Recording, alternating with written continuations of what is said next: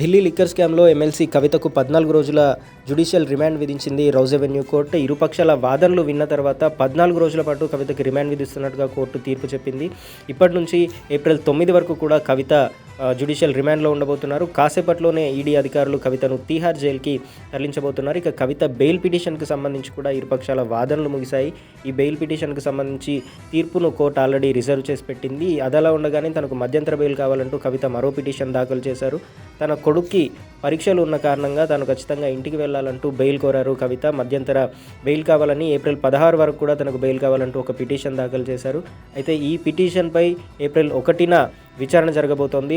ఈ విచారణల తర్వాత కవితకు బెయిల్ వస్తుందా రాదా అనే విషయంపై కూడా ఒక క్లారిటీ వచ్చే అవకాశం ఉంది. ప్రస్తుతానికైతే 14 రోజుల జ్యుడిషియల్ రిమాండ్లో భాగంగా కవితను తీహార్ జైలుకి తరలిస్తున్నారు అధికారులు. అయితే కోర్టుకు వచ్చే సమయంలో కూడా కవిత ఈ కేసుకు సంబంధించి కీలక వ్యాఖ్యలు చేశారు. ప్రస్తుతానికి తను ఈ కేసులో ఏ తప్పు లేకపోయినా తనని అరెస్ట్ చేశారని, ఇదంతా ఫ్యాబ్రికేటెడ్ కేసు అంటూ కూడా కవిత మరోసారి చెప్పారు. కడిగిన ముత్యంలా జైలు నుంచి బయటికి వస్తారంటూ కవిత కోర్టులోకి వెళ్లే ముందు చెప్పారు. మహా అయితే కొన్ని రోజులు తనని జైల్లో పెట్టగలుగుతారు తప్ప ఈ కేసులో తనను ఎవరూ ఏం చేయలేరని, తాను ఏ తప్పు చేయలేదంటూ కూడా కవిత చెప్పారు. కోర్టులోకి వెళ్లే ముందే తనకి జ్యుడిషియల్ రిమాండ్ ఉంటుంది అనే ఒక క్లారిటీతోనే కవిత లోపలికి వెళ్ళినట్టుగా కూడా తెలుస్తోంది. ఆ కారణంగానే మహా అయితే కొన్ని రోజులు జైల్లో పెడతారు తప్ప అంతకుమించి చేసేది ఏం లేదంటూ కూడా కవిత ఒక కామెంట్ అయితే చేశారు. అయితే ఈ కామెంట్ చేసిన కాసేపటికే ఆవిడ అనుకున్నట్టుగానే కోర్టు నుంచి తీర్పు కూడా వచ్చింది. 14 రోజుల పాటు రిమాండ్ విధిస్తూ కోర్టు తీర్పు చెప్పింది.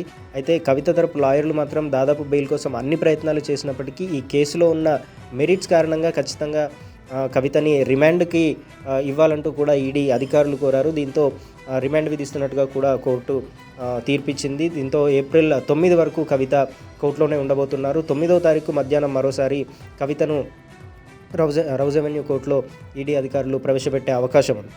దీంతోపాటే ఏప్రిల్ 1న మరోసారి కవిత బెయిల్కి సంబంధించిన పిటిషన్పై కూడా చర్చ జరగబోతోంది. అయితే ఒకవేళ ఈ దాఖలు చేసిన పిటిషన్ ఏదైతే ఉందో దాని మీద చర్చ జరిగిన తర్వాత కవితకి బెయిల్ వస్తే ఆ రోజు ఆవిడ విడుదలయ్యే అవకాశం ఉంది. లేదంటే ఏప్రిల్ 9న మరోసారి కవితను జడ్జి ముందు ప్రవేశపెడతారు. ఆ రోజు ఇరుపక్షాల వాదనలు విన్న తర్వాత కవితకి జ్యుడిషియల్ రిమాండ్ పొడిగిస్తారా, లేదంటే ఇప్పటికే కేజ్రీవాల్ అరెస్ట్ అయి ఉన్నారు కాబట్టి ఆయన ఇచ్చిన సమాచారం మేరకు మరోసారి కవితను విచారించే అవకాశం ఉంటుందా, ఏం జరుగుతుందనేది 9వ తారీఖున క్లారిటీ వచ్చే అవకాశం ఉంది. మ్యాక్సిమం ప్రస్తుతానికైతే కవితను కాసేపట్లో తీహార్ జైలుకి తరలించబోతున్నారు అధికారులు.